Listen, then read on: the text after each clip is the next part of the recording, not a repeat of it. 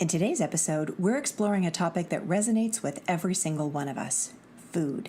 But hold on, we're not talking about mere calories or fad diets. Oh no, we're exploring the profound and multifaceted relationship we all share with food, one that goes beyond the plate and deep into the realms of heritage, spirituality, and intuitive eating. Now, why this topic, you ask? Because food is such an integral part of our lives. It's not just sustenance, but a language, a tradition, a bond, and yes, even a pathway to our inner selves. So grab a cup of coffee or your favorite tea and get cozy. Let's peel back the layers to discover how our relationship with food can nourish not just our bodies, but our minds, hearts, and souls as well. So whether you're a food lover, a spiritual seeker, or someone who's just plain fed up with toxic diet culture, there's something in this episode for you. So let's get started. Welcome to Say When. I'm your host, Holly Toscanini. This podcast is for any woman who's had enough of restrictive diets, feeling bad about their bodies, or putting their lives on hold until they lose the weight. If you've had enough of diet culture, then it's time to say when. Welcome back to another episode of Say When. I'm Holly Toscanini, and I'm so thrilled to have you here. Today, I want to explore a topic that's close to my heart, and I'm sure it's close to many of you as well: food, but not just as sustenance. We're talking about the soulful, heritage-rich, family-binding aspect of food.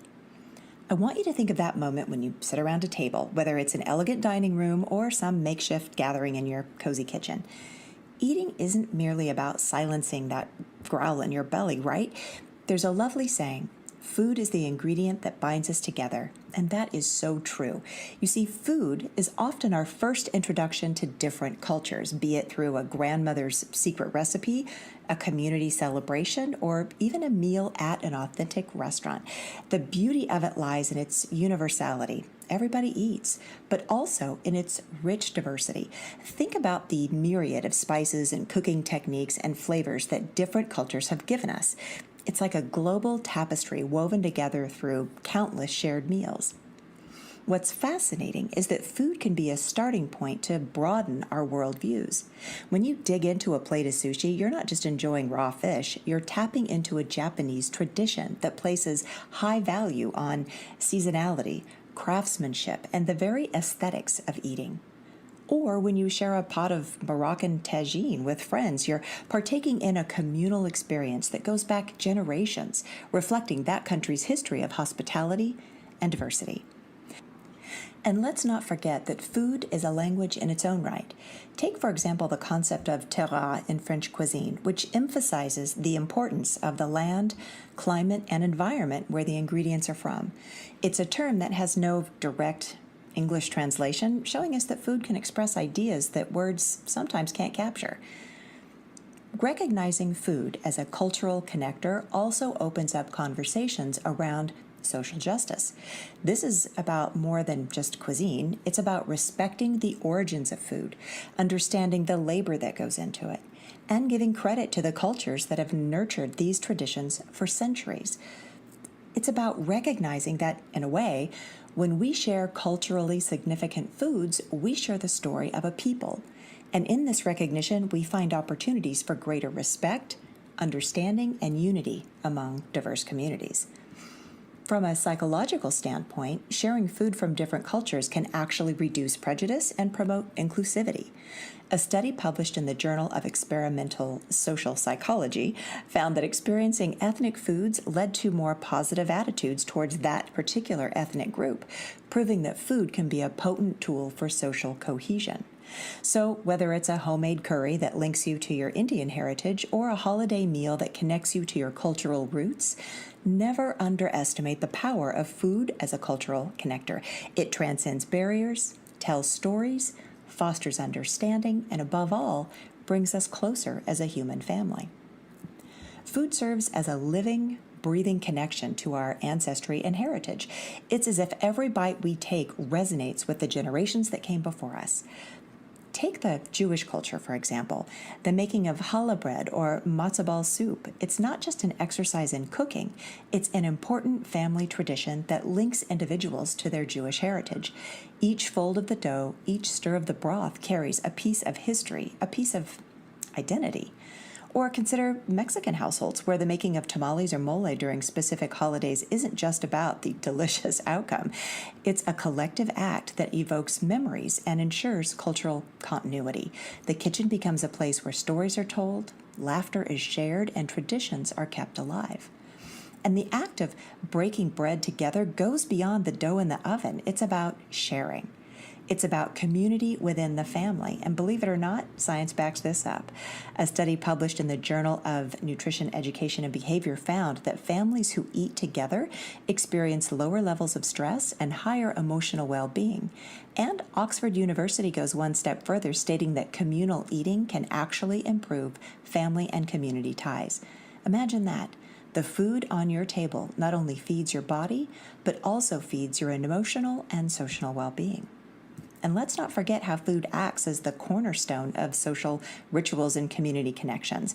Whether it's holidays, religious rites, or even just a simple weekend barbecue, food is the common denominator that draws us all together. Think about potlucks, community feasts, or even communal fasting periods like Ramadan in Islamic traditions. These are all facets of how food intertwines with our social fabric. And it goes even deeper. Have you ever participated in community gardens or shared agricultural practices that feed these communal gatherings? Many cultures emphasize the concept of food sharing, putting the focus on communal well-being rather than individual gain. We've all experienced how a good meal can feel almost spiritual, right?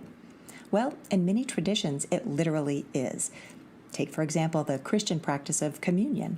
The bread and wine serve as symbolic elements that commemorate the Last Supper, creating a direct spiritual connection with something beyond oneself.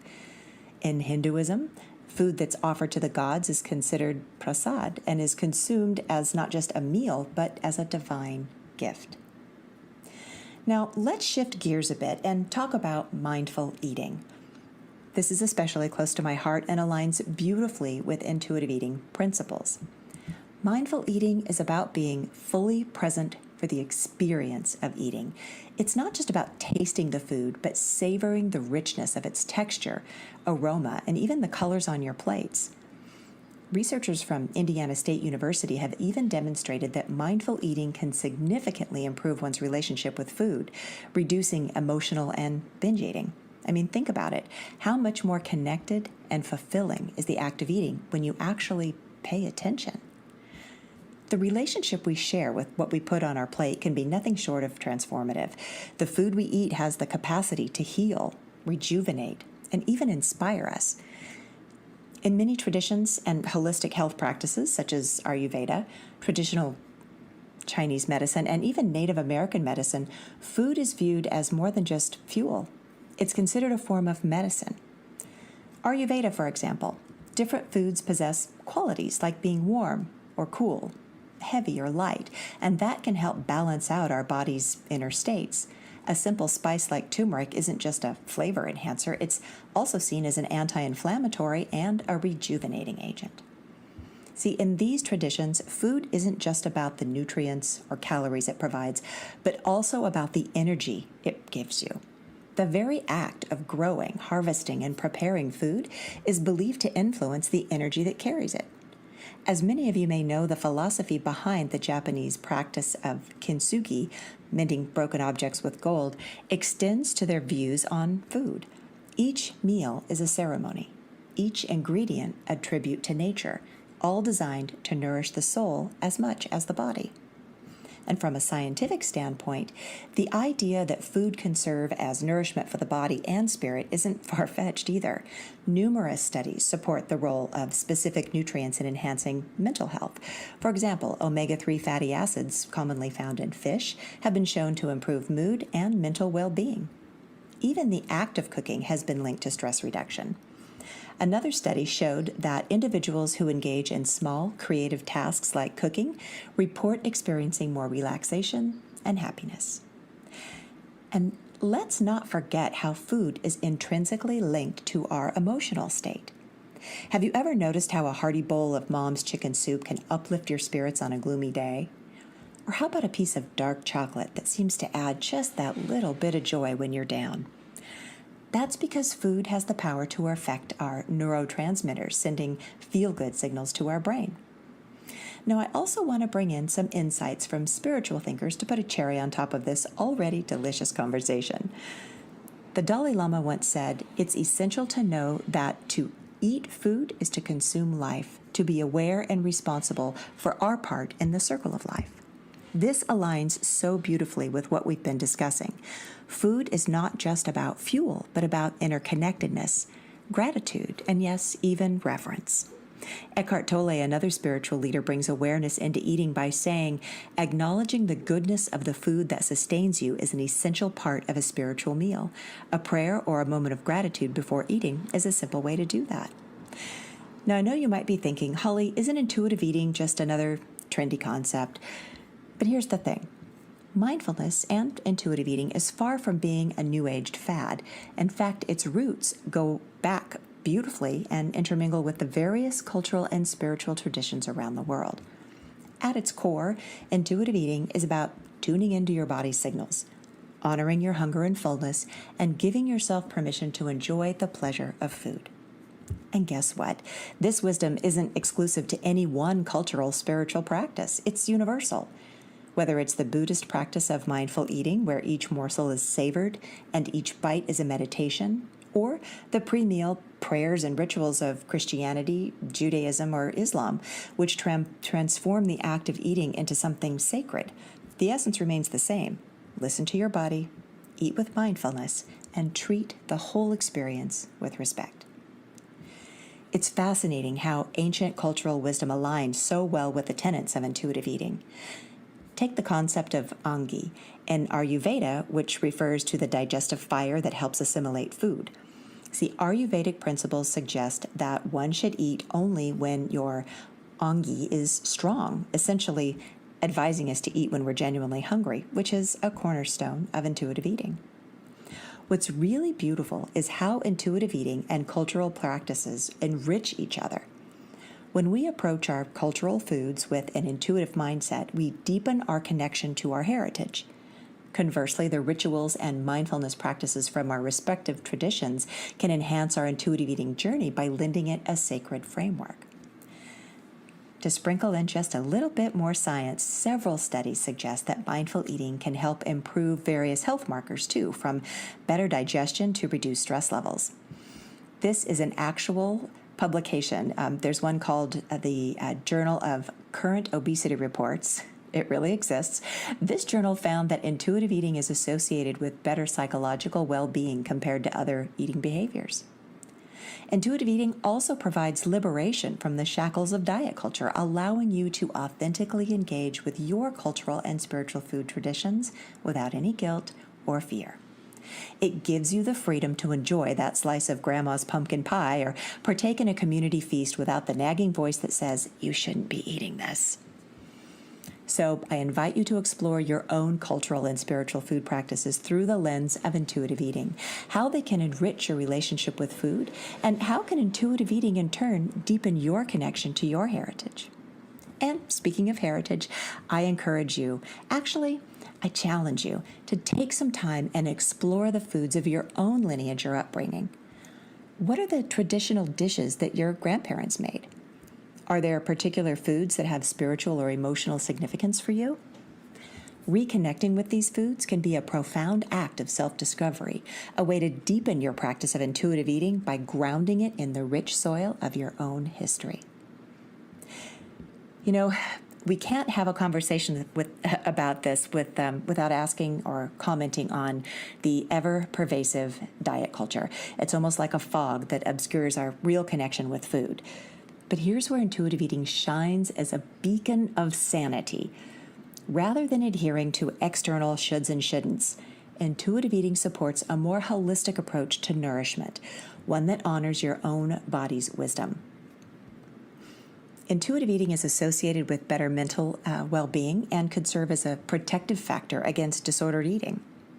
Now, I think it's important to also discuss how diet culture, which is this ever-present socially engineered belief system, has demonized so many of our beloved cultural foods. You know what I'm talking about: rice, corn, pasta, bread, the list goes on. Diet culture has this way of making us feel like we have to choose between sticking to our, quote, meal plans and enjoying the foods that are woven into the very fabric of our heritage. Have you ever been to a family gathering where your grandma insists you eat her famous rice dish, but there's this nagging voice in your head that says, carbs are bad, carbs are bad? It's like being stuck between a rock and a hard place, or more like between a grain of rice and a diet plan. The irony is that many of these cultural foods that get the side eye from diet culture are the very ones that have nourished generations upon generations. In many Asian cultures, rice is the cornerstone of meals, often offering essential nutrients and serving as an energy source. And in Native American communities, corn isn't just food, it's a symbol of life and sustenance. By labeling these foods as bad, diet culture is inadvertently severing our connection to our ancestry, our history, and frankly, some really delicious meals. Now, it's important to note that numerous scientific studies debunk the myths that diet culture perpetuates about these foods. Whole grains like rice and corn are rich in fiber, vitamins, and minerals. And research published in the Journal of Nutrition has even suggested that whole grains can improve gut health and may reduce the risk of chronic diseases. Here's where the beauty of intuitive eating comes in, sprinkled with a bit of gentle nutrition. Intuitive eating encourages us to view all foods as morally equal, which frees us to enjoy a variety of foods based on our likes and dislikes. It also allows room for the concept of gentle nutrition, where we consider the nourishing aspects of food without resorting to or engaging in any kind of restriction or guilt or shame. In the world of intuitive eating, there's a place for your grandma's rice dish, just as there's room for fresh fruits and vegetables. It's about balance, pleasure, and tuning in to what your body needs and wants, all while celebrating the foods that make you, well, you. So let's start breaking down this false dichotomy that diet culture has built. Reclaim those precious cultural foods and see them for what they really are: nourishment for the body and the soul. So, how do you integrate all these profound but sometimes elusive concepts into your daily life, like intuitive eating and mindfulness? Well, you can start by choosing to have a few mindful moments before you eat. Just take a few seconds to breathe deeply and express gratitude for your meal.